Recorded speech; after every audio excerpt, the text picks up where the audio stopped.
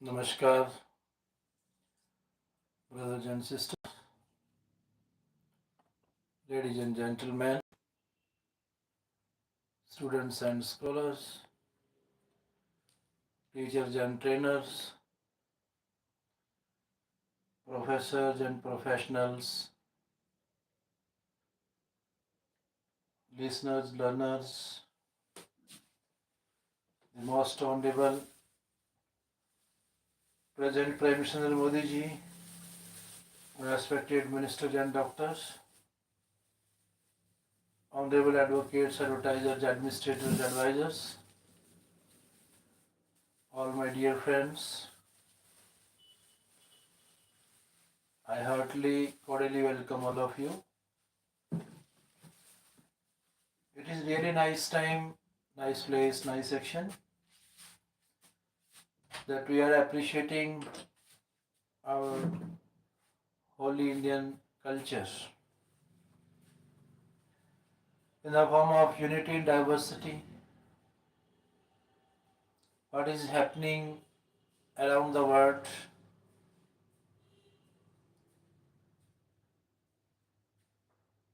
Let us define, explain, mention its identities, special features,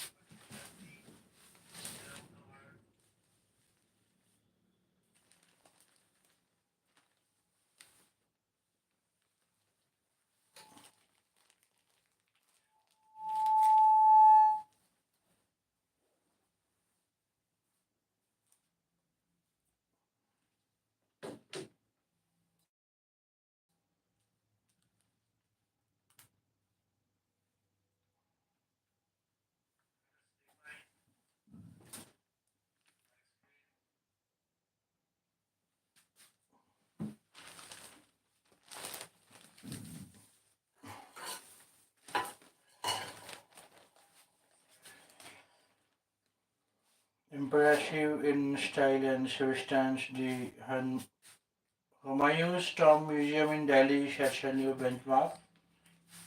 Showpiece.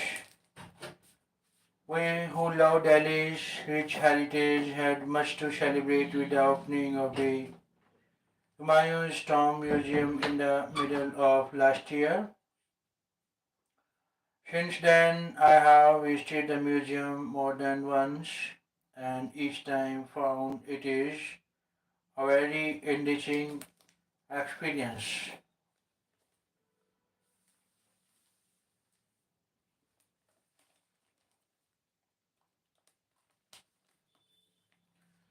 It is designated It is designated as a site museum for the UNESCO World Heritage Site of Humayun's tomb and surrounding precincts, but is nothing like the usual site museums that adjoin most historic sites. The average site museum is a place where some artifacts are displayed with information panels on the history of the site and maybe with some models of early creations. This museum is of a different order altogether. The introduction to the site it provides is impressive in its breadth and depth. For a start, the site is defined in generous terms, not simply seeing Humayun's tomb in isolation. So when the tomb of the Mughal emperor or Humayun was constructed in 1560s, the site was chosen with care and deliberation on the banks of the river Yamuna, within the sacred sphere of the shrine of the great Sufi Nizamuddin Aulia and south of the fortress Purana Kila built by the emperor himself. This setting is emphasized at the very outset through the graphic one large wall and in an immersive experience on a large screen. In the exhibition that follows, this larger context is given ample scope in keeping with this broad sweep. One strand of the narrative centers on the Dargah of Nizamuddin Aulia. The structures within this important spiritual center and their historical and cultural context.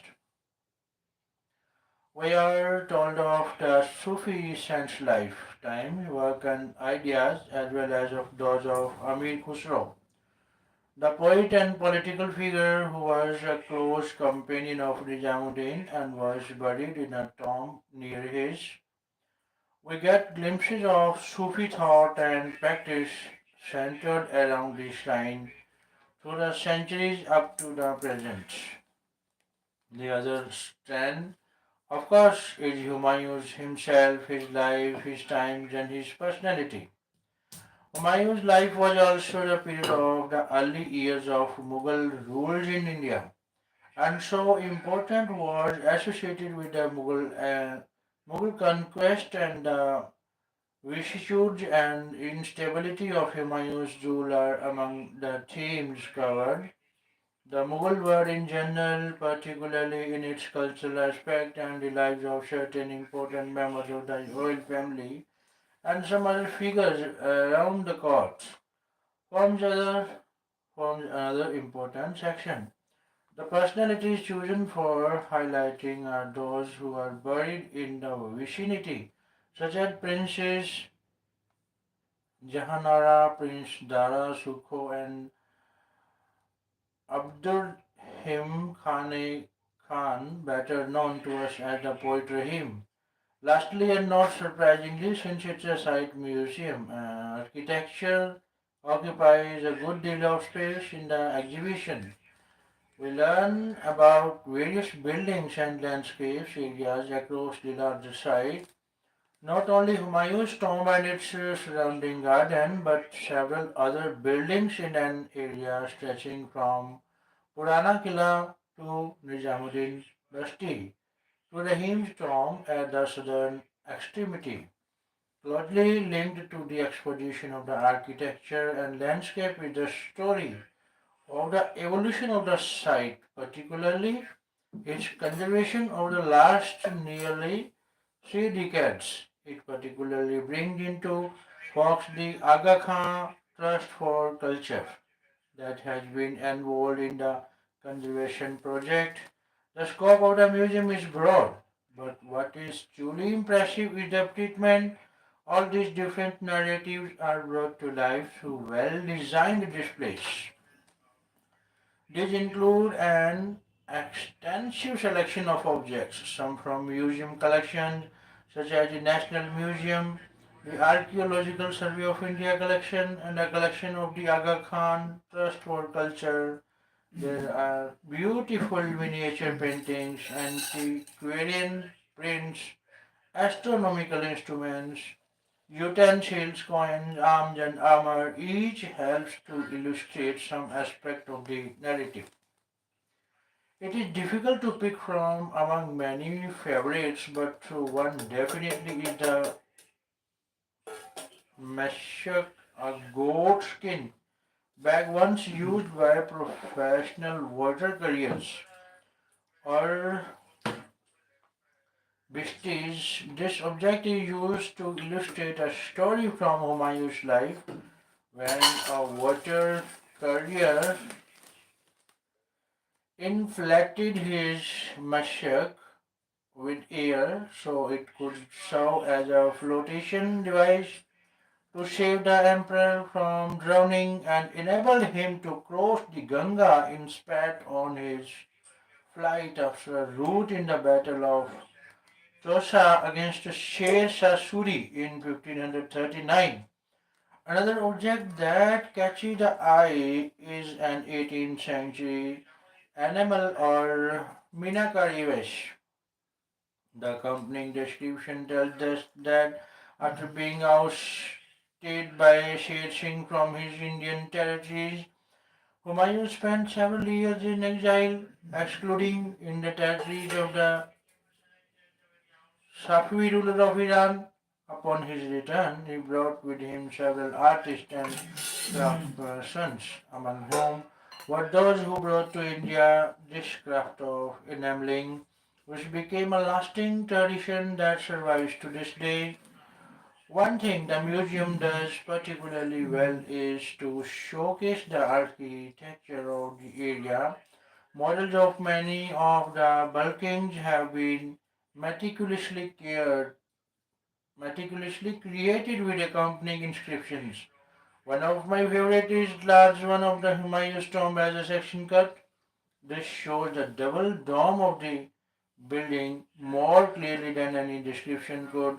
Another is the Sher model at Purana Kila, revealing the interior that is not open to the public and therefore seldom seen. This model includes a recreation of what is a richly ornamented room inside would once have looked like.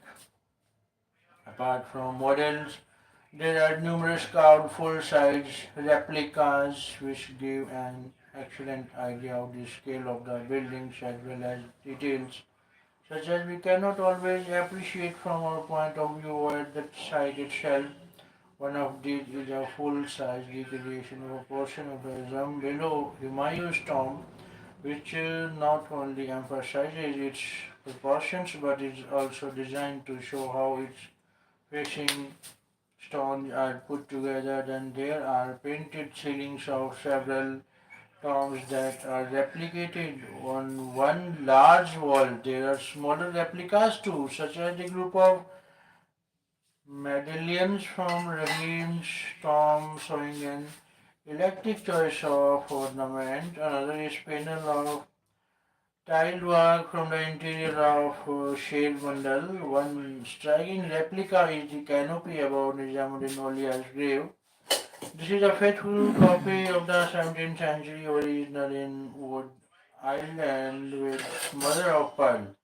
The original canopy is seldom noticed at the Dargah itself because it is covered with cloth. Among the replicas are originals too. Some of these are pieces found during the removal of debris from sites such as the objects found in Isha Khan's tomb garden or the final of Humayun's tomb that was blown down in a storm some years ago and had to be replaced with a new one. Other pieces that have found their way into the museum are more surprising. For instance, there is a piece of finely carved parapet and the leaves of a marble door, both from the Emperor Muhammad Shah's 18th century tomb. The tomb still stands at the Nizamuddin Dargah, so why are these pieces here if there is some reason why conservation was not possible? One would have appreciated some explanation of that which is missing. There is also what clearly appears to be an original cenotaph. The stone in a tomb that marks the grave. Within the replica of a part of Mirza Aziz Koka's tomb, there is no explanation for this either. To me, these represent parts that have been taken away from a site that is of great significance in its own right. By putting these in the museum, are we not diminishing that site? An ambiguity such as this is surprising as the AKTC prides itself on sensitive conservation. In fact, that narrative is given to a prominent place in the museum. The story of conservation, the revival of crafts, the employment of local craftspeople, and programs for the uplift of the local community is an important and enlightening part of the museum. Though there are a few films running on screen spread through the displays, there is a blessed absence of the interactive display. This has tended to be a favorite with museum makers, but never seems to fulfill its promise. In so many museums, non-functional kiosks like gathering dust, the Humayun Stone Museum is valuable addition to the cultural and heritage space, an example others may learn from. It has been made possible through decades of consistent and deep engagement by the AKTC and pulling in of experts, not just conservation architects but scholars specializing in art and history. A writer is a Delhi-based historian. So this is the arts and craft that was developed in India in the ancient time, in the history that you are listening from uh, our records and results of the past, how history affected, how changes, what changes it stored in its record and results that you are listening. Let us go ahead. Next is a fresh evaluation of the noted playwright on his birth centenary. Mohan Rakesh's Nai Kahani. Is Nai Kahani, born 100 years ago in Amritsar as Madan Mohan Guglani in a middle class Sindhi family. Mohan Rakesh was an outstanding writer who tried his hand at creating narratives in multiple genres: stories, novels, plays, translations, travelogues, criticisms, and personal diaries. And excellent particularly in the realms of stories and plays. Receiving his early education in Amritsar, he went on to obtain degrees in English, Hindi, and Sanskrit. Proficiency in these languages came in very handy when Mohan Rakesh began to pursue his creative muse. For instance, the themes of two of his plays, आषाढ़ का एक दिन आषाढ़ का एक दिन लहरों के लहरों के राजहंस are based on his knowledge of Sanskrit. As for his felicity in English, the seeds of many of his creative ventures, detailed books, notes, etc., were written initially in English to be transferred to Hindi when fleshing them out in full-fledged discourses. Rakesh had a checkered personal life, beginning with the death of his father. When he was very young, the father, who was a lawyer, had migrated to Amritsar from Sindh decades before the tragic happening of partition.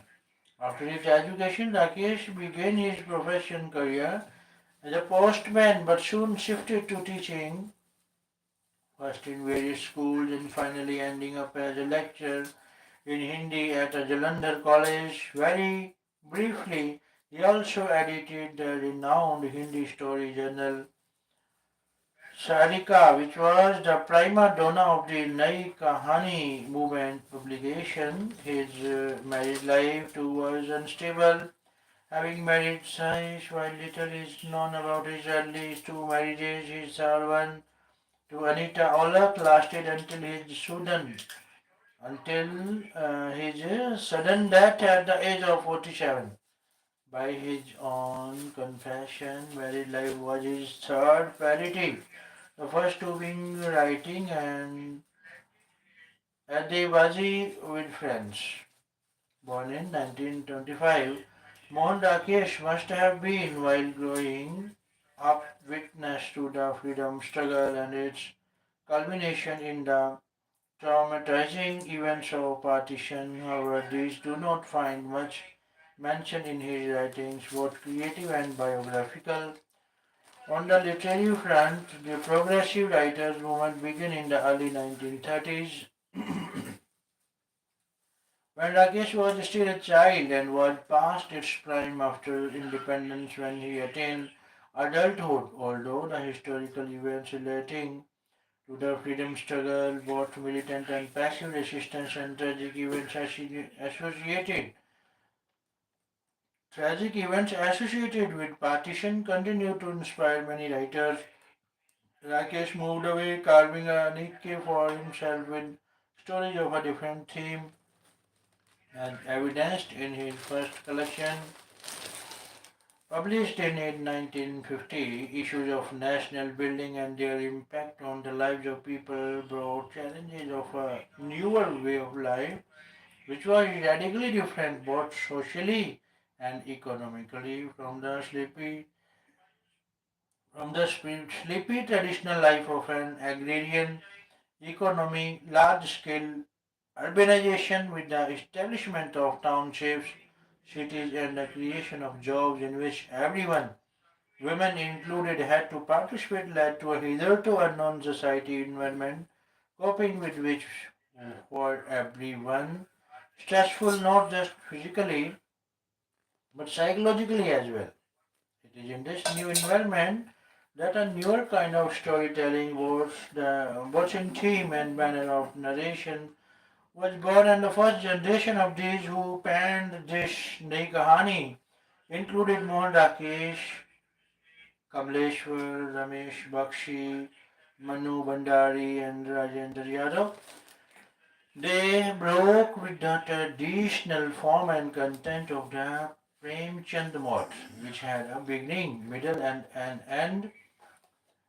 They problematized the mindscape as much as, if not more, the physical landscape of the characters and speculated on an umbilical relationship between the two. Mohan Rakesh's story like Mishpal, Azra, Panchvi, Milka, Flat, and Janwar or Janwar.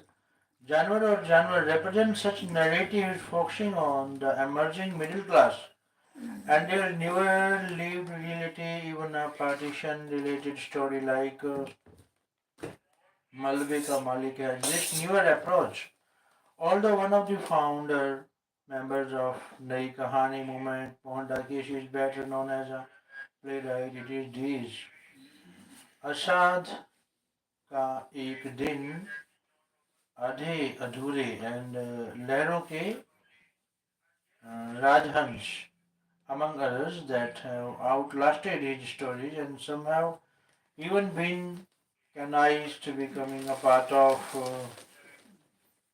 the teaching learning curricula.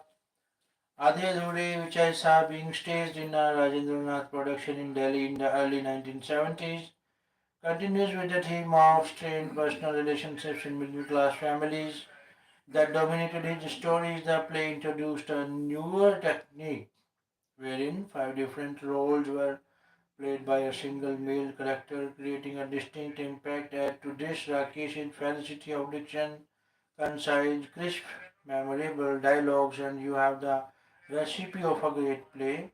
Rakesh wrote detailed descriptions of the physical spread of the scene, which showed his master over its dramatic effect. A reading of its text shows its continued relevance to contemporary Indian life, transcending the barriers of time and space. Renowned Kenyan writer Nogi wa Thiong's observed that every writer was a writer in politics and the only question was what and whose politics. By politics he meant the devolution of power within various sections of the society and not partisans party politics. It is in his play Asad Ka Ek Din, the Mohan Rakesh's politics becomes more pronounced by invoking the character of a poet play, right Kalidas, and by creating the character of his beloved Malika. He explores the theme of relationship between literature and politics as also the relations between a writer and the state. Again, its contemporary relevance cannot be lost on any when you include journalists in the category of writers. Rakesh's politics also shows in his delineation of women characters in family situations. The characteristic of dependency dominates such relations between the wife Savitri and her family in Adhe Jhure, impacting adversely the psyche of all, and also the relations between Kalidas and Malikas in Ashad Ka Ek Din, and creating once again warped personalities of both Kalidas and Malika. The relationship is never one of the relative equality between sexes, even in other similar discourses, while Mohan Rakesh will live on in the annals of literary universe as a brilliant playwright, although he wrote stories to another writer who, by coincidence, was also brought up in Amritsar became a great story writer, although he wrote radio plays as well. His name, Siddhartha Sen Manto, and both attained so much literary fame before dying young. Manto at 43 and Mohan Rakesh at 47. The writer is a former professor of English at Jawaharlal Nehru University, Delhi. We are listening it very interesting from the variety chapter of the Tribune.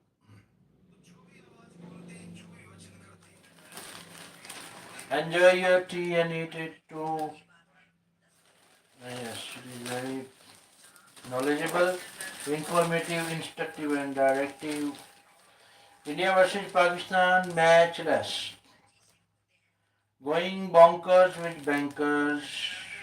Bumblebee buzzing against the odds. Kartikia of Punjab and the southern Kartikia.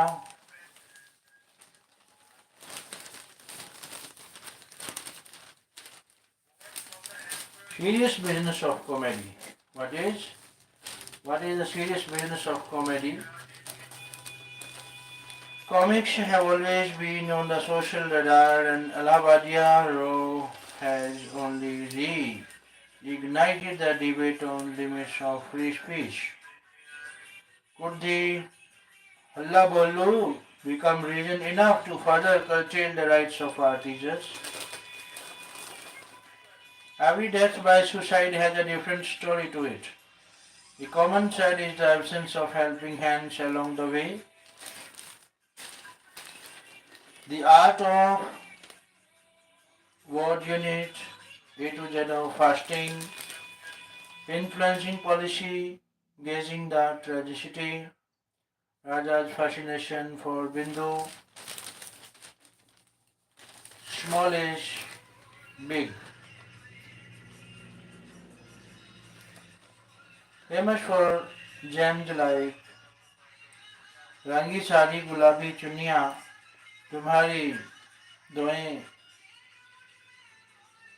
Shobha Guru's birth centenary celebrations record a unique contribution to music.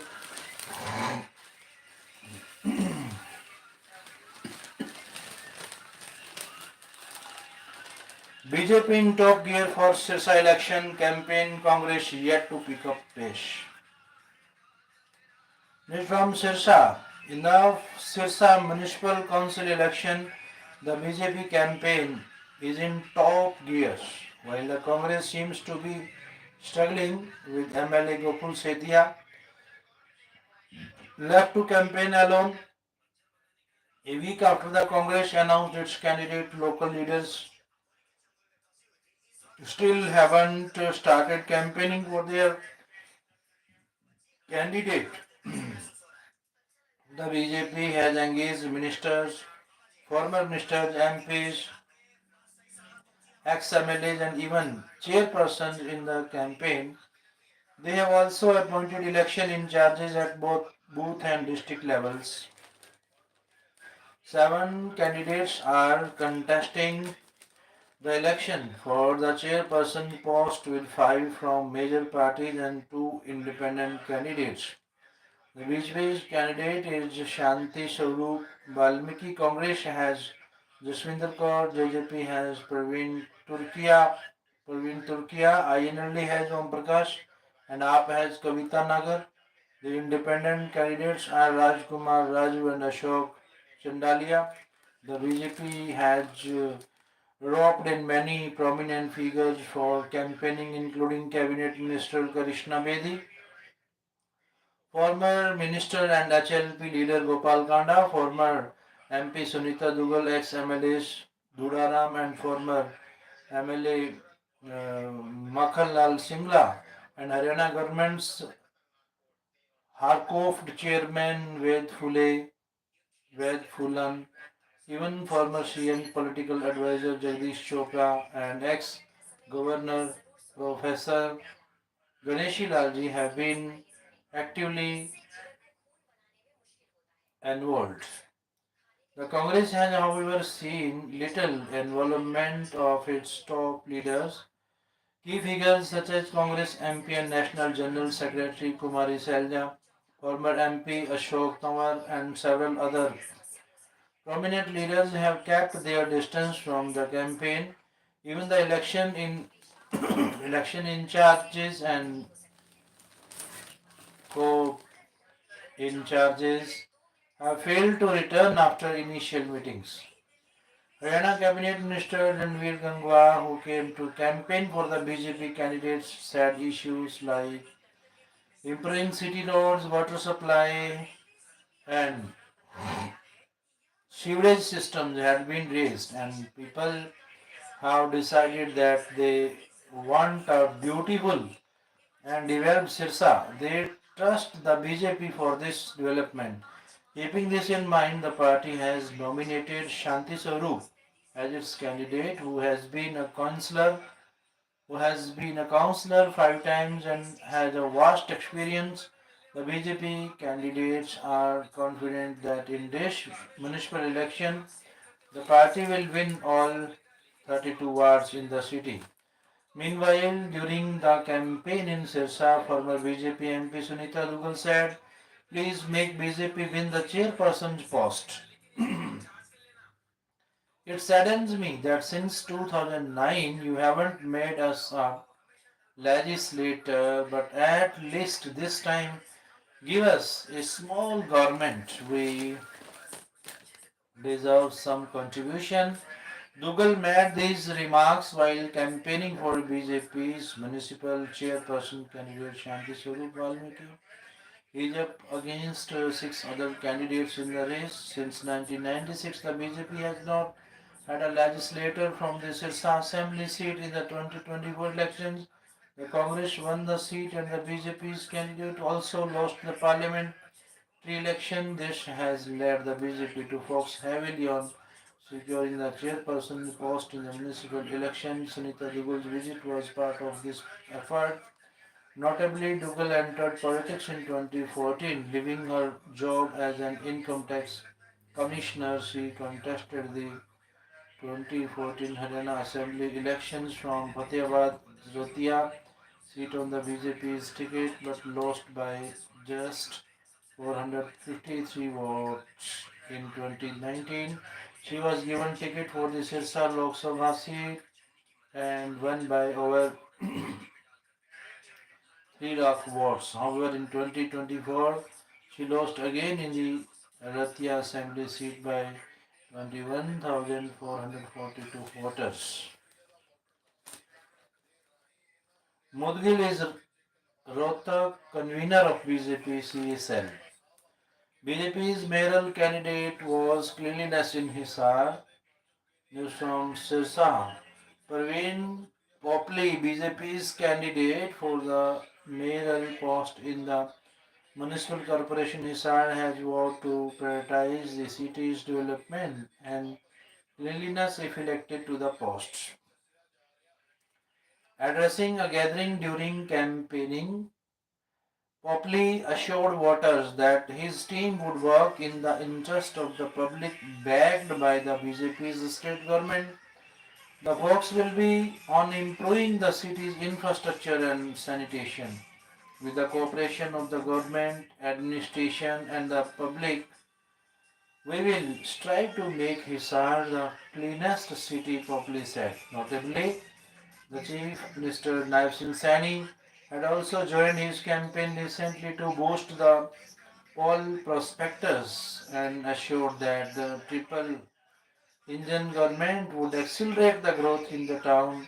A triple engine government at the national, state, and local levels is the key to ensuring seamless development and overcoming any obstacles in the process, Saini had stated. Saini also praised Popley for his dedication and passion for the pro-development approach. Praveen Popley is a loyal and committed worker and he has the zeal to lead Hisar to greater heights. I urge all party workers to come together to ensure his victory. He urged the party workers. In a display of meticulous planning, the BJP's local unit Hisar has formed A comprehensive team for election campaigning according to the party's strategy. A team of 120 workers has been created with both level teams in each of the city's 20 wards. Our workers will ensure that every ward is covered efficiently, making personal contact with voters in every neighborhood, said Sandeep Azad, Haryana's co-media in charge, who added that the BJP was confident that its ground level campaign structure and the leadership of Populi would lead to resounding victory in the city's municipal elections. Mudgil is Rohtak convener of BJP CA cell. News from Rohtak. Tribune News Service. Chartered account Harshit Mudgil has been appointed as the Rohtak district convener of the BJP CA cell. The appointment letter was issued by the BJP cell the state convener Nitin Bansal, who also announced the appointment of Ankit Goyal as co-in-charge, Nikhil Tamar as social media or IT in-charge, and Gunjan Agarwal and Sunil Nizawar as members of the district unit. The CA cell aims to actively the CA cell aims at actively promoting government schemes and policies designed to empower businesses and individuals across various income levels. Mudgil emphasized that the primary goal of the cell was to create a direct line of communication between the government and the business community, ensuring that every welfare initiative reaches its intended beneficiaries. This will significantly contribute to the economic growth and prosperity of Haryana. He added, the CSL will work towards ensuring that government policies, subsidies, and investment schemes are accessible to every businessman and citizen. My vision is to build a strong bridge between the business community and the government, ensuring that every economic opportunity is available to all. Furthermore, we will gather feedback to continuously improve these initiatives for maximum impact, Mudgil added. Alumni Day held at Chaudhry Devilal University, News from Sirsa. Chaudhry Devilal University, CDLU Sirsa celebrated Alumni Day under the guidance of Vice Chancellor Narsim Rao Bishnoi on Saturday. The event was held across departments and was marked with enthusiasm and joy. Bishnoi expressed pride in the university's alumni, highlighting that the identity of any educational institution was shaped by its students. He encouraged alumni to stay connected with their departments and contribute to the university's development. Alumni Association Director Surinder Singh thanked the department heads. Alumni Association Secretary Dr. Amit Sangwan said such events provided new directions for the youth. Department heads including Sanjeev MBA, Ranjit Kaur Punjabi, Mukesh Garg Law, Dr. Sanju Food Science and Seva Singh Mass Communication and Journalism shared insights about how alumni contributed to shaping the university's image and helped guide current students in their career paths. Other departments including Commerce, Sanskrit and Education hosted departmental alumni meetings. Kong MLA writes to CM seeks inquiry into cash for job charge. News from Kurukshetra. The kind of language former MLA has been using for me is not right. He has been leveling baseless allegations on me regarding taking money to provide jobs. I have sent a letter to the CM to get the matter investigated from an agency. He must have some evidence to support his claims. News from Thanesar MLA Ashok Arora. To recognize Punjabi as the state's second official language. News from Sirsa International Mother Language Day.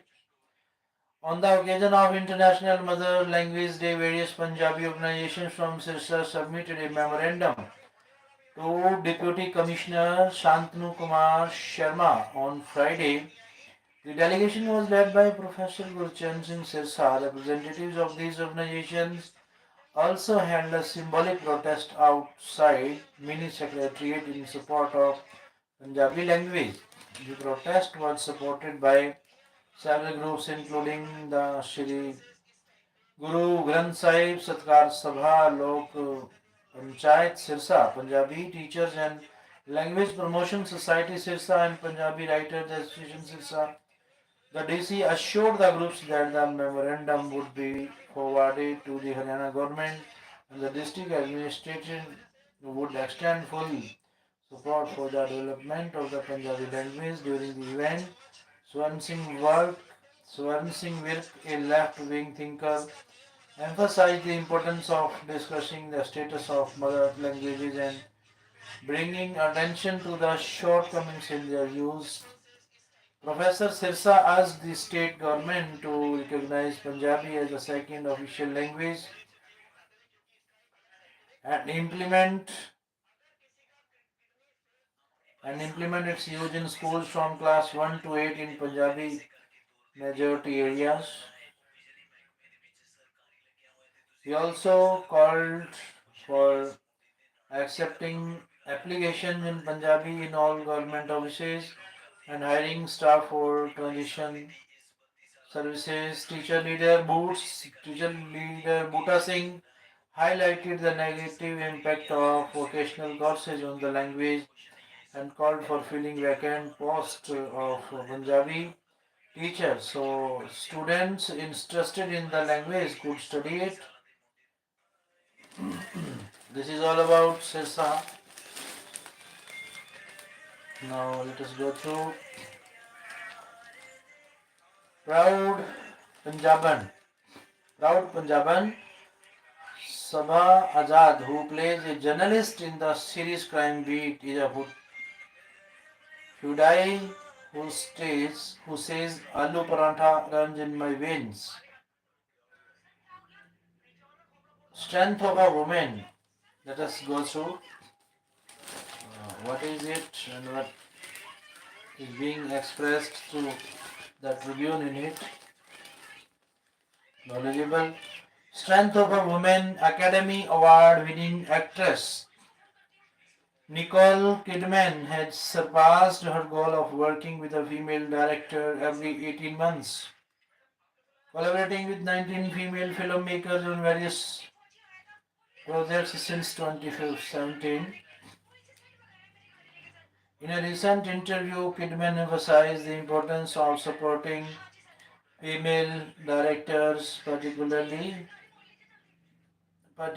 those making their debut. It can be changed, but it can only be changed by actually being in the films of women, she said. Kidman noted that first-time female directors often face undue pressure to be perfect in their debut outings.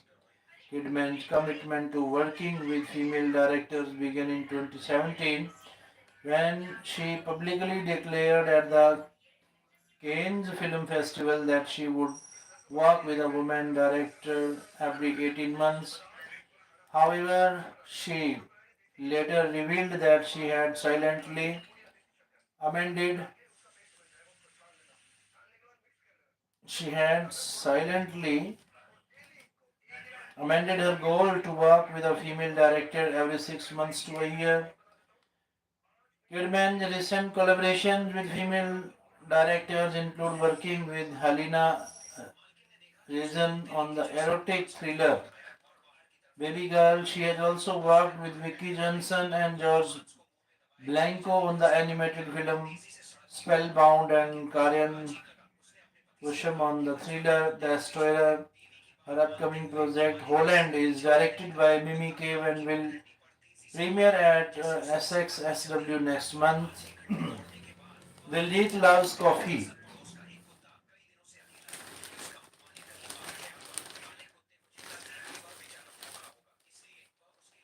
Invariably, stars share a love-hate relationship with journalists, but not Sabha Azad. Thus, as she plays a journalist in G5 series Crime Beat, it is not her role that has made her understand the journalistic fraternity better.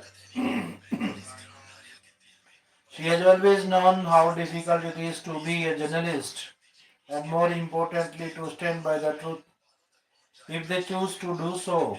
Even in her childhood days, she observed them closely, as many with a distinct socialistic bent of mind were her parents, friends. Of course, today as she steps into the shoes of Maya, she does not have any one particular journalist in mind, and certainly none from the popular media. Indeed, her Maya is righteous, whose moral compass is very centered. Niche of legendary theatre person Safdar Hashimi, art for Sabha, comes loaded with responsibility of representation. What a clash! The excitement for India's Champions Trophy cricket match against Pakistan in Dubai is at its peak. On the eve of the clash, one wonders whether viewership and attendance records will be broken. How much are celebrities from the telly were looking forward to the match? Here is quick check.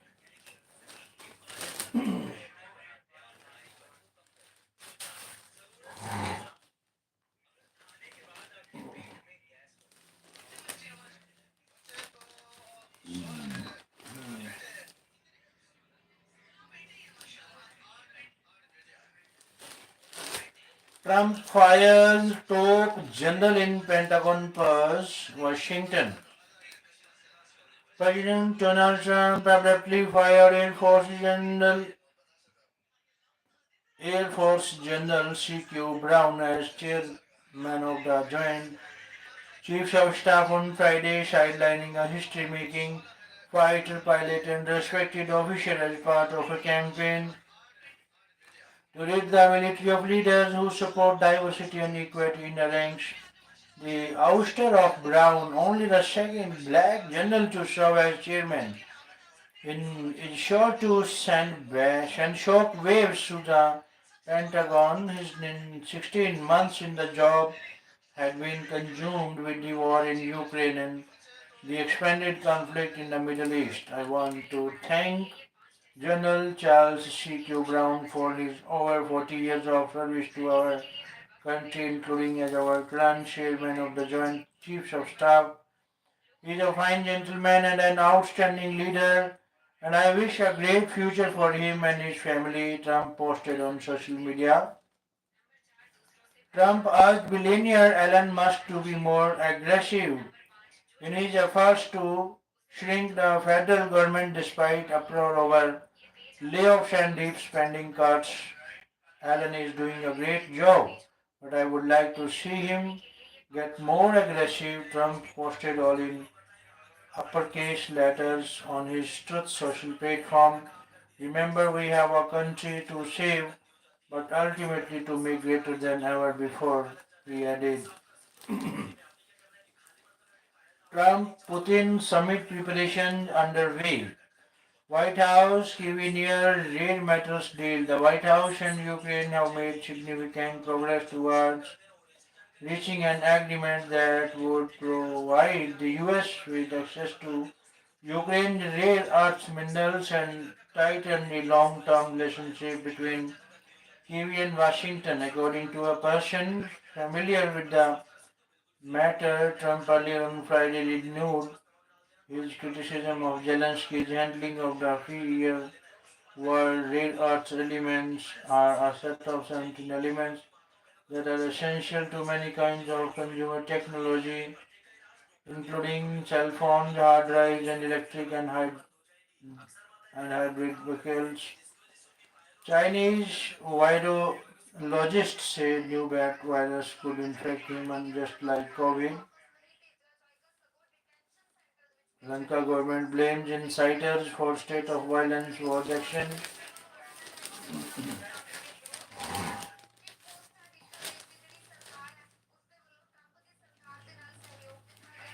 Prime Minister's three state tour from today to open projects summits in MP, Assam and pole-bound Bihar. will be guest of honor at Mauritius Net ID one day celebrations. Prime Minister Narendra Modi will visit election-bound Bihar apart from Madhya Pradesh and Assam between Sunday and Tuesday. The PMO statement read that Modi would lay the foundation stone of Bageshwar Dham Medical and Science Research Institute in Chhatarpur, MP, where he would also inaugurate the Global Investors Summit 2025 in Bhopal, in Bihar's Bhagalpur. He would inaugurate and dedicate to the nation various development projects and release the 19th installment of PM Kisan, it added. He will also inaugurate Advantage Assam 2.0 Investment and Infrastructure Summit 2025 and attend the Jumor Binandani Mega Jumor 2025 program in Guwahati. In Bhagalpur, over 9.7 crore farmers across the country will receive direct financial benefits amounting to more than rupees 21,500 crore. A significant focus of the PM has been on ensuring that farmers are able to get better remuneration for their produce. With this in mind, on 29 February 2020, he launched the Central Sector Scheme for formation and promotion of 10,000 farmer producer organizations that collectively help farmers market and produce their agricultural products. Within 5 years, this commitment of the PM to the farmer has been fulfilled, with him marking the milestone of the formation of the 10,000 FPO in the country during the program and official statement read.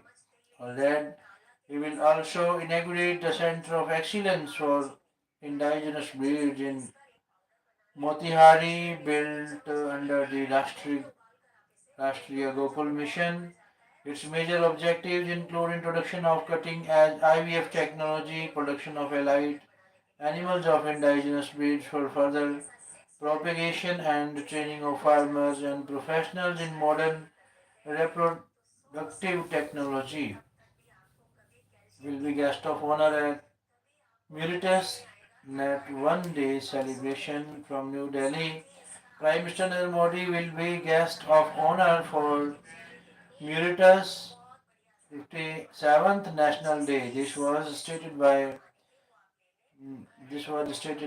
Mauritian Prime Minister Navin Ramgoolam today.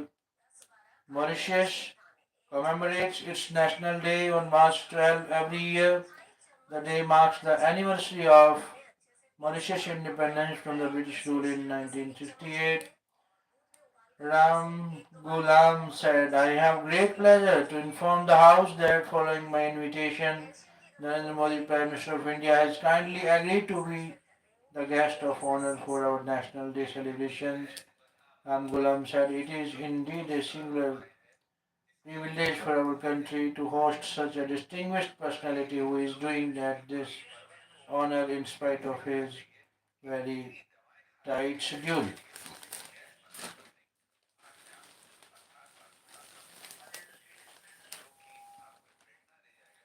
Triple engine to run state after civic polls put development work in top gear. Sunny says Tribune service Ambala or Yamuna pulling out all pulling out all stops to ensure a BJP win in the upcoming civic body elections. Chief Minister Nav Singh Saini today held a road show in Yamuna and Jagadri and addressed public meetings in Kurukshetra and Ambala. After the day-long poll campaign, the Chief Minister said he was confident that people would ensure triple engine Sarkar in the upcoming elections. This would put the development work on the fast track. In a road show in the twin cities of Yamuna and Jagadri, the Chief Minister, the BJP government had always given priority to development and public welfare. It was fully committed to protecting the interest of every section of society. He claimed that BJP's mayoral candidate Suman Bamani, along with all 22 candidates for the post of councillors, would win by a big margin. The roadshow started from Ward 1 of Jagadri and concluded at Agarsen Chowk near the railway station in Jamnanagar. Ex- Exuding confidence, he said the BJP is getting tremendous public support in the civic body elections. It will register a historic victory in these elections and a triple engine government will be formed in Haryana. In the roadshow, BJP male candidate Suman Bahmania, Cabinet Minister Shyam Singh Rana, Yamuna Nagar MLA Ghanshyam Das Arora, former Cabinet Minister Kamarpal Gurjar, BJP District President Rajesh Sapra, former Mayor Madan Chauhan and BJP leader Banto Kataria were also present. In Kurukshetra, he addressed a public meeting in support of BJP candidates for Thanesar MC election. The CM said over the past 10 years, the BJP government worked at a good place and took public welfare decisions. Jobs were given on merit, decisions were taken in favor of farmers and the public. Public grievances are being resolved on priority. The government is committed to fulfilling its all promises. An elevated railway track which has been constructed to ensure smooth traffic movement will be inaugurated by Prime Minister Modi soon. Jyotira Jyotisar Tirtha is being developed at a cost of rupees 250 crore and other tirthas including Brahmasrovar are being developed. As many as 17 colonies were regularized, roads were widened and other infrastructure was strengthened by the government, he added. Taking a dig at Congress, Sani said the Congress got a zero in the Delhi elections and I urge you to make lotus bloom in all 32 wards and also elect BJP candidate for the post of chairperson of Thanesar Municipal Council. He also addressing a public meeting in Barara Ambala and appealed to the people to vote for BJP candidate Harjinder Singh. Indians fueling scams, Dipenders GB at BJP one-side election claim from Northup. Why Singhu border still barricaded? BJP MP asked in Parl panel meeting from New Delhi. Yamuna at entry to Delhi not fit for bathing. Central Pollution Board says clean river make its water potable. Cooler to officials.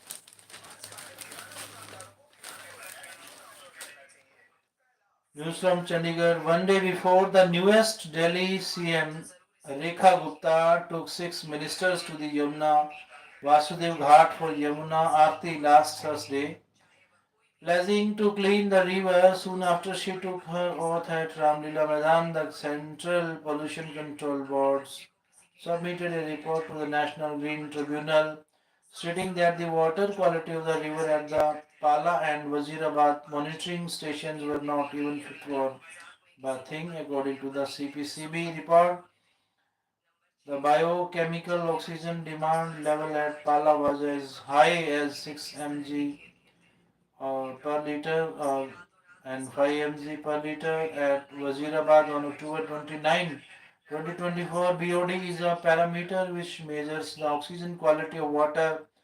The lower the better. It should be as little as 3 milligram per liter to allow aquatic life. On December 16, 2024, the BOD rose dramatically to 13 milligram per liter at Pala. On December 17, 2024, the BOD level at Wazirabad was 6 milligram per liter. Another parameter to assess sewage contamination, MPN, or most probable number, was even more alarming. The fecal coliform at Pala on December 16, 2024 was 9,400 mpn per 100 millimeter, which has to be less than 2,500 mpn per 100 milliliter as per primary water quality for outdoor bathing, the CB said. The MPN was within permissible limits at Wazirabad. Pala and Wazirabad are two out of seven monitoring stations on the river between Pala, where the Yamuna enters Delhi from Haryana and finally leaves the capital to enter Uttar Pradesh at Ashgarpur, a distance of 40 kilometers. The Yamuna remains the primary source of water for Delhi's 20 million residents. In July 2024, media reports stated that several hundred small fish had died near Burari, a site on the river. The NGT took cognizance of the matter. On the eve of the elections, the river's pollution became the center of a rising controversy between AAP and BJP, with Haryana Chief Minister Naib Singh Saini taking a sip of water at Pala after AAP convener Arvind Kejriwal alleged that it was BJP ruled Haryana that had poisoned the water. The CPCB carried out further tests, including at drain number 8, which joins Yamuna near Pala and Haryana border on December 17, 2024. The value of BOD was 39 milligram per liter, but because this is a drain, the permissible value of pollutants is much higher, as much as 30 milligrams per liter, as per general standards of discharge of environmental pollutants under the Environment Protection Rules 1986. CPCB also told the NG2 that according to the Delhi Pollution Control Committee in January and June 2024, the VOD at Wazirabad was 6 to 9 milligram per liter and fecal coliform was 400 to 500 mpn per milliliter. Clean river make its water potable further to officials.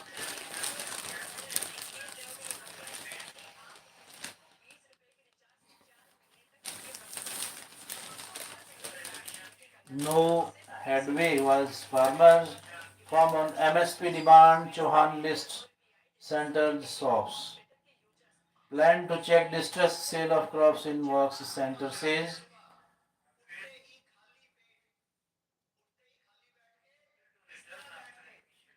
Vatican Pope Francis in critical condition.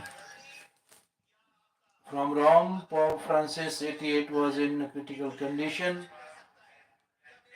on Saturday after he suffered a long asthmatic respiratory crisis that required high flows of oxygen.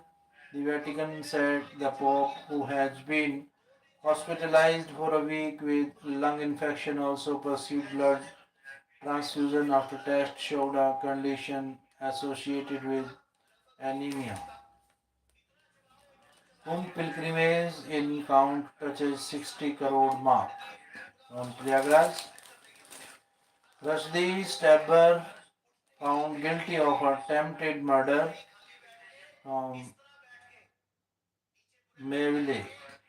Center studying legal provisions to regulate obscene digital content from New Delhi. Punjab and J&K workers among 8 stuck in Telangana tunnel from Hyderabad. Costs on toys, punters bet big on frenzy over India part tie. Multi-ministry panel to study impact of US reciprocal tariffs. From New Delhi, Chauhan slams Air India over broken seats. Hindi should gradually progress as common net one language RSS functionary. Thank you, all of you. Thank you.